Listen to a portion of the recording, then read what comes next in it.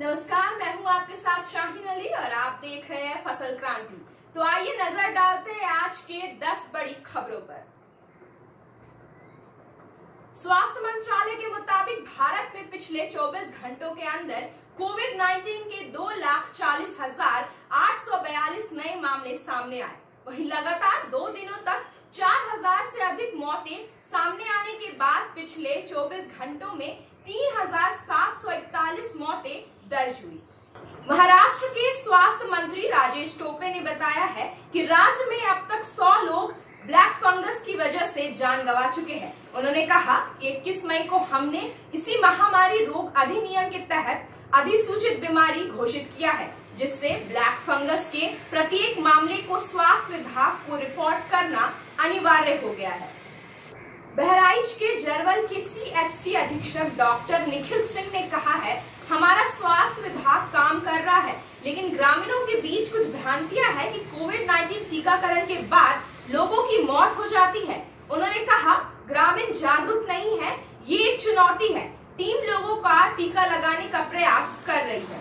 BJP के राष्ट्रीय अध्यक्ष JP नड्डा ने कहा है कि कोविड-19 महामारी के चलते केंद्र सरकार की 7वीं सालगिरह पर कोई कार्यक्रम आयोजित नहीं किया जाएगा। नड्डा ने कहा कि इस अवसर पर 23 मई को सभी बीजेपी शासित राज्यों में कोविड-19 के चलते अनाथ हुए बच्चों के लिए बड़े स्तर पर योजनाएं लागू की जाएगी। मध्य प्रदेश के पूर्व मुख्यमंत्री और कांग्रेस नेता कमलनाथ ने कहा कि केंद्र सरकार कोविड-19 से लड़ने की जगह आलोचना से लड़ रही है। उन्होंने कहा कि सरकार कोविड-19 प्रबंधन की जगह अपनी छवि सुधारने में लगी है। उन्होंने बीजेपी पर मध्य प्रदेश में कोविड-19 से हुई मौतों की संख्या को लेकर झूठ बोलने का भी आरोप लगाया है। अब रुख करते हैं कृषि विभाग से जुड़े खबरों की ओर। अलीगढ़ में फसलों पर टिड्डी दल के हमले को लेकर एक बार फिर से अलर्ट जारी किया गया है। टिड्डी दल के पाकिस्तान से उड़ते हुए राजस्थान के रास्ते वेस्ट यूपी में प्रवेश की आशंका है।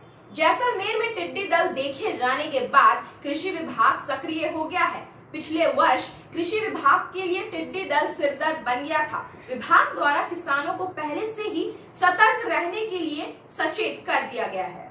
कृषि कानूनों के खिलाफ में किसानों का आंदोलन एक बार फिर से चर्चा में आ गया है। संयुक्त किसान मोर्चा SKM ने प्रधानमंत्री नरेंद्र मोदी को पत्र लिखकर 3 कृषि कानूनों पर बातचीत फिर से शुरू करने का आग्रह किया।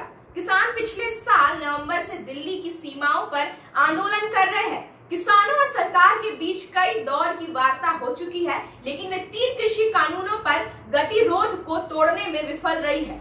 SKM में किसानों के 40 संघ शामिल है। कोरोना संक्रमण के बीच पिछले 6 महीने से कृषि कानूनों के विरोध में दिल्ली बॉर्डर पर आंदोलन कर रहे पंजाब के किसानों की पत्नियां, बेटे और बेटियों ने दोहरी भूमिका निभाते हुए न सिर्फ रसोई संभाली, बल्कि खेतों में फावड़ा, कुदाल और ट्रैक्टर भी चलाया। बुआई से लेकर खाद का छिड़काव और फसल की कटाई भी खुद की। इसी का नतीजा रहा कि इस बार राज्य के किसानों ने सरकारी एजेंसी को गेहूं बेचने के ऑल टाइम रिकॉर्ड तोड़ दिया है। अब नजर डालते हैं खेल जगत और बॉलीवुड से जुड़े खबरों पर। दिल्ली पुलिस के स्पेशल सेल ने 23 वर्षीय रेसलर सागर राणा की मौत के मामले में फरार ओलंपिक मेडल विजेता सुशील कुमार को गिरफ्तार कर लिया है। दिल्ली की एक अदालत ने 15 मई को सुशील और अन्य के खिलाफ गैर जमानती वारंट जारी किया था। छत्रसाल स्टेडियम में पहलवानों के 2 गुटों में झगड़े के दौरान सागर की मौत हुई थी।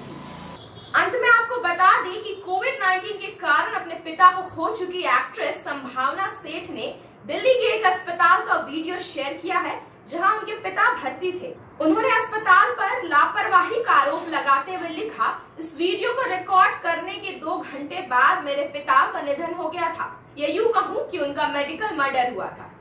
आज के लिए बस इतना ही। आगे हम आपको ऐसे ही और भी अपडेट्स देते रहेंगे।